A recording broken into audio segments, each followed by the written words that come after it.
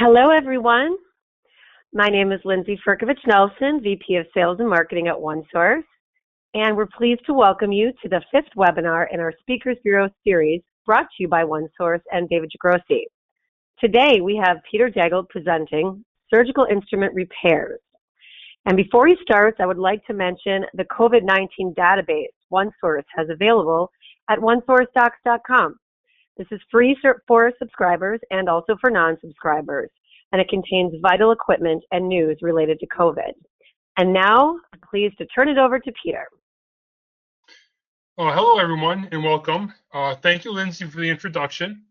Also, thank you for taking the time to join me for this webinar that OneSource put together. I hope everyone is staying safe during these difficult and challenging times that we face. So today's presentation is going to be on surgical instruments, preventive maintenance, and repairs.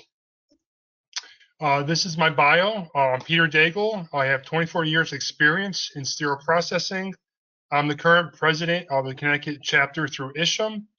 I also teach sterile processing through Tungus Community College, and I wrote numerous articles for outpatient surgery magazines.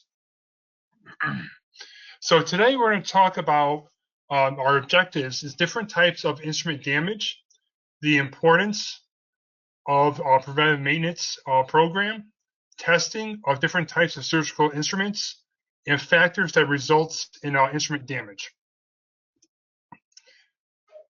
So when dealing with surgical instruments, there's never any room for compromise.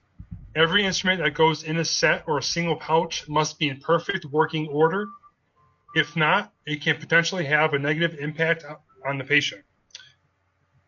The instruments must be inspected and tested for the functionality on the assembly table before further processing. Think about who the instruments are going to be used on, your mom, dad, loved one.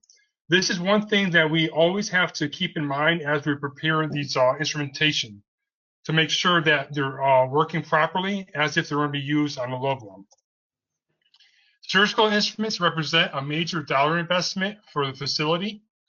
The IFUs must be filed for every instrument to be processed. Instruments must be used for their specific purpose.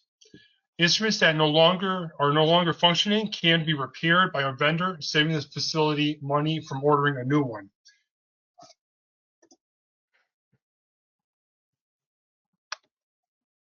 There are two types of instrument damage. One is immediate damage.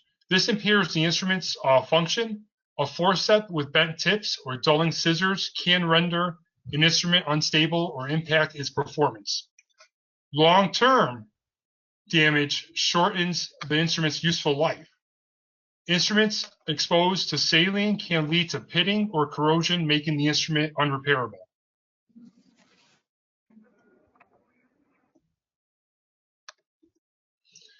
With proper care and handling, most surgical instruments will be usable for 20 years or more. Ways to prevent damage to instrumentation are use instruments only as intended, never dump instruments from the tray, keep instruments as clean as possible during use. At the end of the procedure, instruments should be placed in their containers. Now this has more to deal with point of use, and in the recent magazine from OR Today, ISHM put a good article out describing instrument damage in the operating room. Other ways is never place heavy instruments on delicate items. If protective container is used, place instruments in their designated locations. Do not stack instruments. Protect delicate instruments with tip protectors. Place heavier instruments on the bottom of the container when assembling. Do not use a metal bristle brush on the surface for cleaning. This will ruin the passivation layer. And set up a preventive maintenance program with a repair company.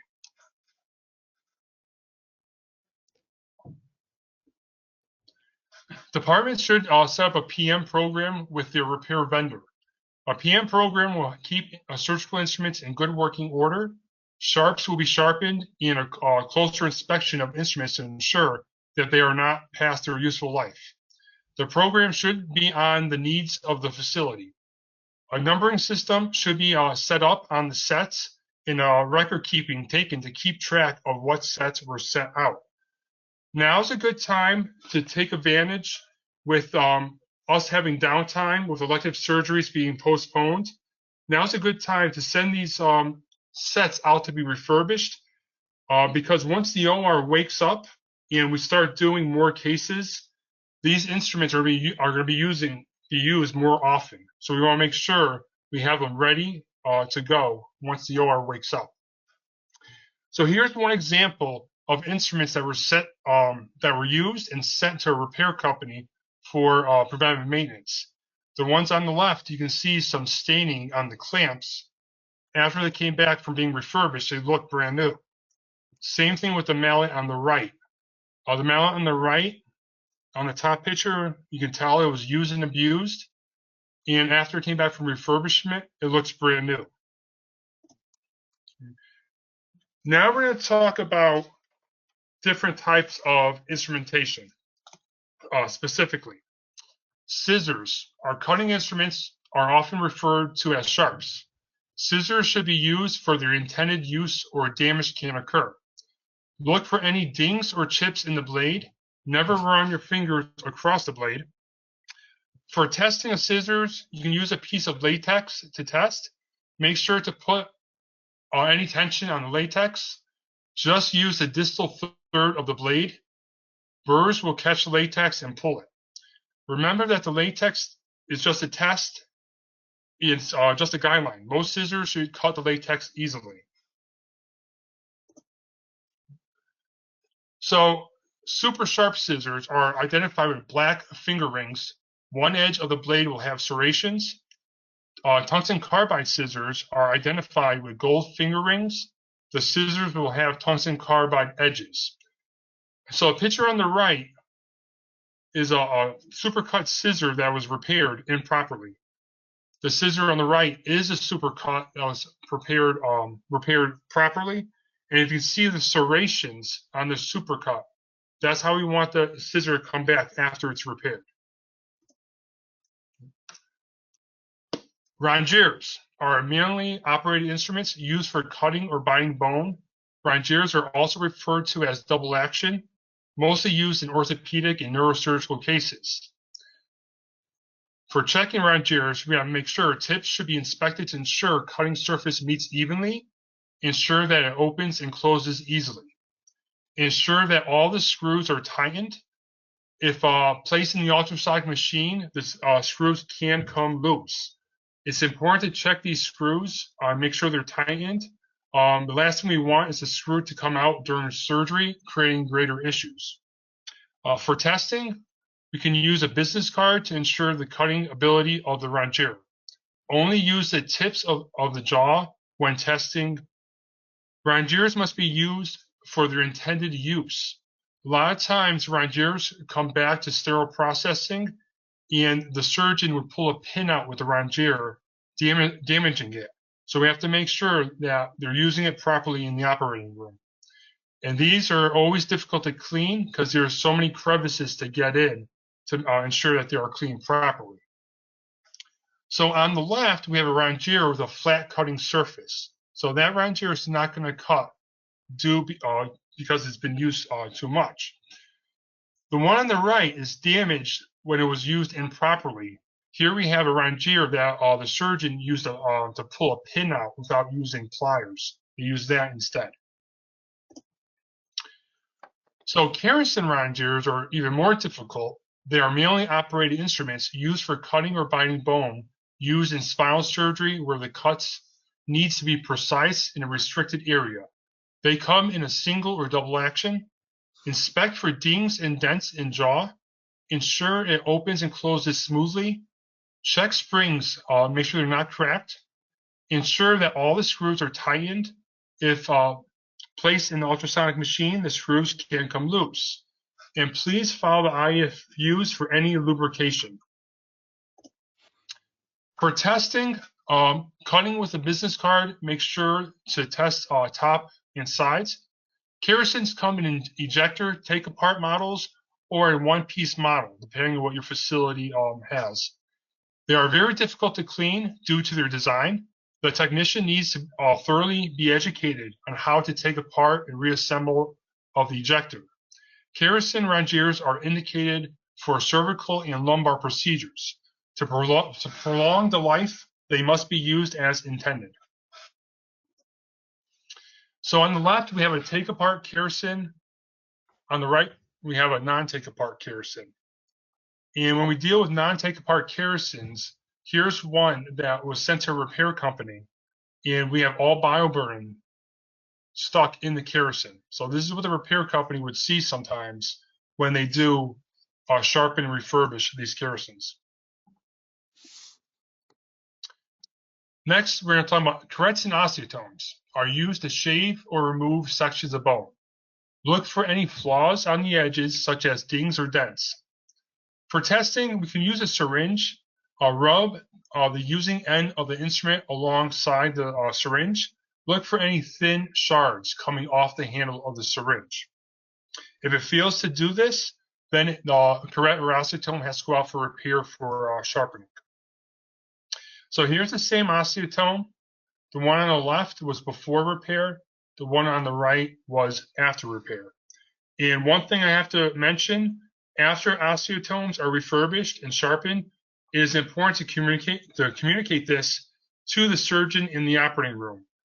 We don't want a basic ortho procedure to turn into an amputation, because some surgeons would always say these osteotomes are always dull, and you use some extra force behind it. So we want to make sure they understand that these osteotomes were sharpened and they're ready to be used. Hemostats are referred to as clamps or forceps. They consist of ring handles, shanks, box locks, and jaws. They are primarily used for clamping tissues or blood vessels.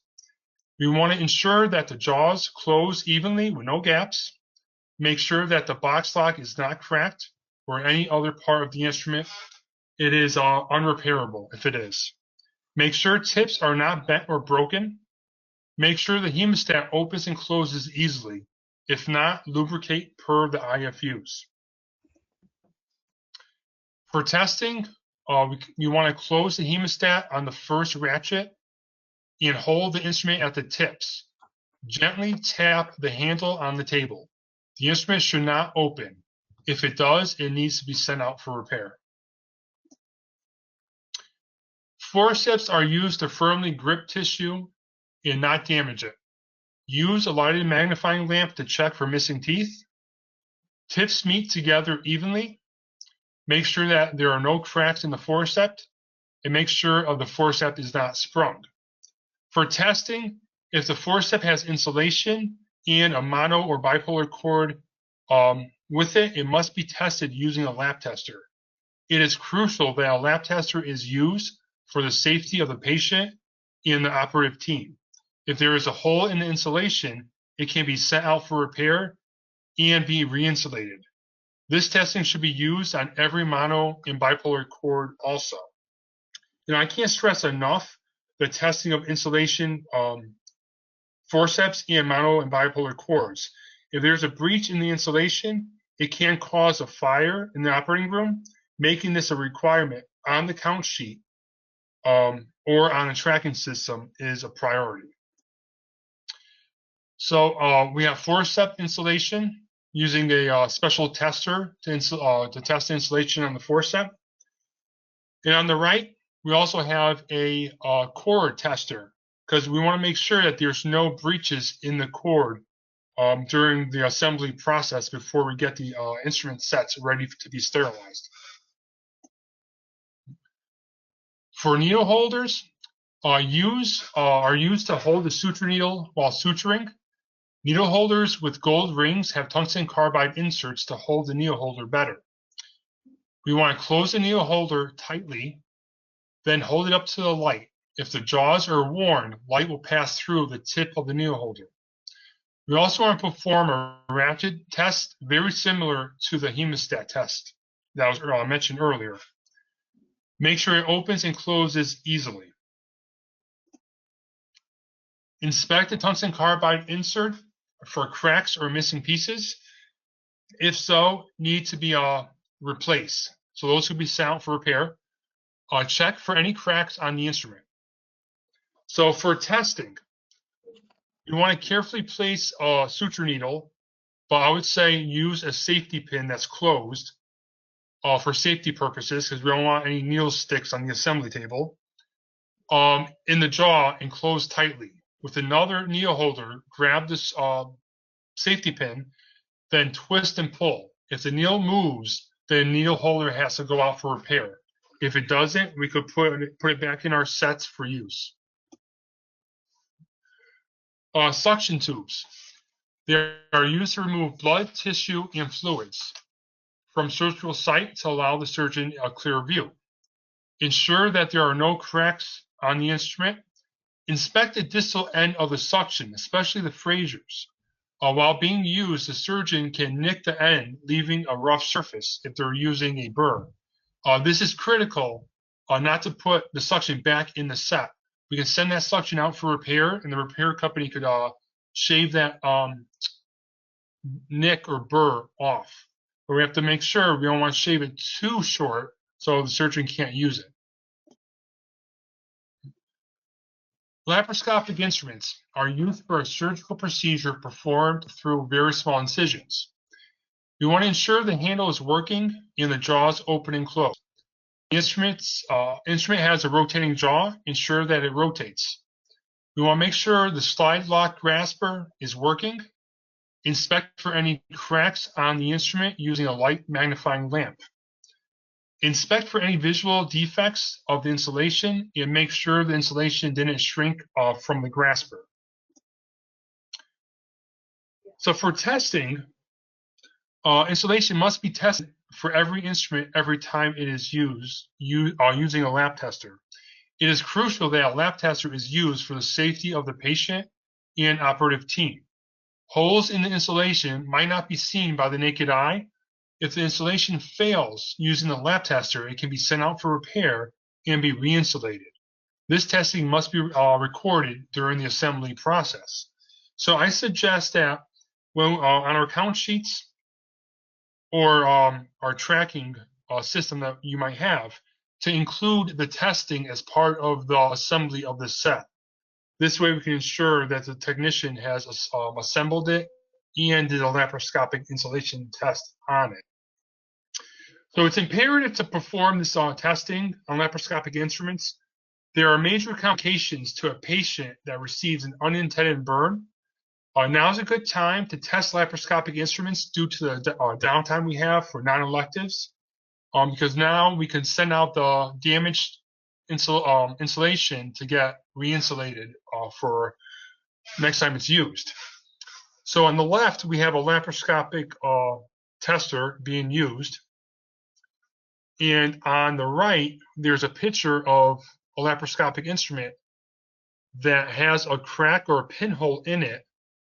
And they use electricity through the instrument, giving the patient an unintended burn. Now, the surgeon cannot see this. They only can see about 5% of the distal end of the instrument. So the surgeon cannot see what they just did with the unintended burn. So it's crucial that we do an insulation test for every laparoscopic instrument. So on to retractors. Retractors are used to hold an incision open or to hold other organs or tissue out of the way during surgical cases. There are many types of retractors which are used for specific purposes. We want to inspect the retractors for any cracks, missing screws, broken welds, levers, burrs, nicks, and loss of plating. More attention should be given to the malleable retractors. Make sure all ratchets or thumb screws are working on all self-retaining retractors. Also use a lighted magnifying lamp to inspect for any defects. The more times the malleable retractor is used, it's going to get back and forth. So it's going to make the metal weaker and it's going to crack a lot easier due to this process.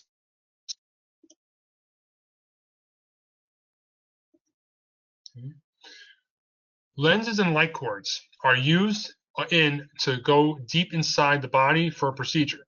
These items are used in conjunction with laparoscopic instruments.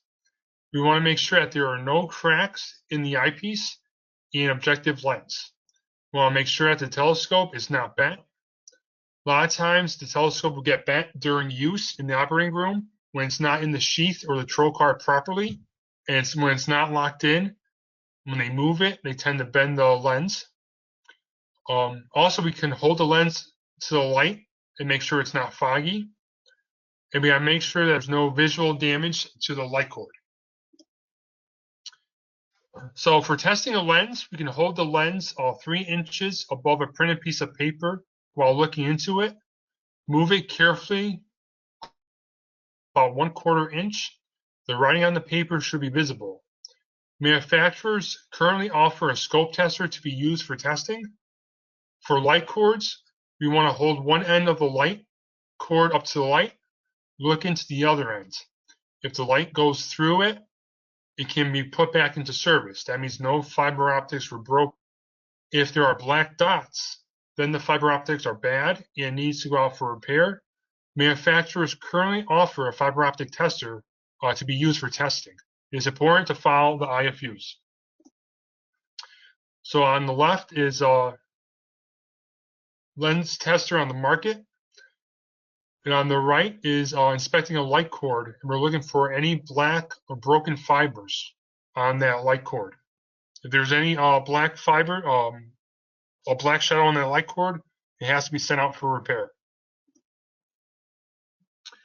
So flexible endoscopes, this is the most challenging, I believe, of all the instruments, are used to go deep inside the body for a procedure. Using a lighted magnifying lamp, check for cracks or defects. Ensure that the endoscope is moving properly using the lever at the proximal end. Visualize through the eyepiece to make sure it is not cloudy if it's possible. For testing is required for every scope. If there's any breach in the insulation and the leak test fails, it must immediately go out for repair. There are 2 methods of leak testing, the wet or dry method. The IFUs for which form of testing and proper handling of a field scope to go out for repair should be followed. So it is important, if a scope fails a leak test, it should not be further processed. This should be in the IFUs for that company. This can cause more damage, making a minor repair into a major repair. So if there's a leak, we have to stop the line and finish cleaning the scope properly and send it out for repair. Because if we decide to put in the AER, the automated endoscope reprocessor, we can do more damage than what is already there. So here are some methods. On the left is the dry method of to test scope for any cracks in the insulation. And on the right is the wet method. So with the wet method, if there's any holes in the insulation, we're looking for any bubbles to come up. For the dry method, the dial has to be pumped with air through the scope, and the needle has to stay in the blue part of the tester. If the needle slowly goes down, that means there's a hole in the scope and it has to go out for repair. So now we're going to discuss lubrication. Lubricant can be used on instruments that are stiff. This is accomplished through the washer, disinfector, or manually. If it is done manually, the IFUs for the lubricant and instrument must be followed. The lubricant must be water soluble. It also must be kept in a bin with a cover labeled as such with the date that it was poured in on the assembly table. So please check the IFUs for the expiration date on the lubricant. The instrument must never be soaked in the lubricant. It should be dipped in it. After this process, the instrument should not be wiped down or rinsed. Doing so will negate the process. Thereafter, check the instrument again for stiffness. Repeat the step if needed.